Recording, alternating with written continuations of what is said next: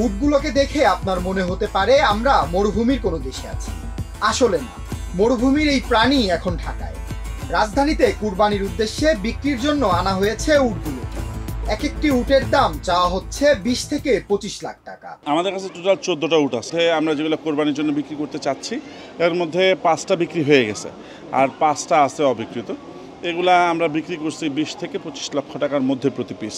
উট মূলত শৌখিন প্রাণী হিসেবেই কুরবানির উদ্দেশ্যে কিনে থাকেন ক্রেতারা, তাই প্রয়োজন হয় না ওজন।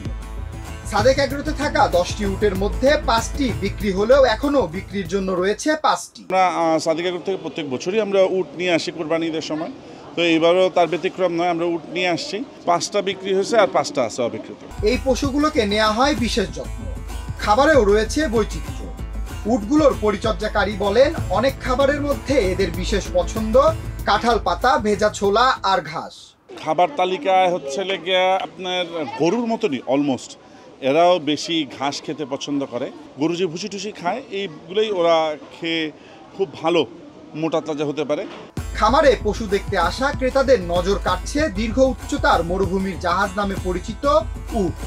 কেউ পশুগুলোকে ছুঁয়ে দেখছেন, কেউ আবার তুলছেন ছবি।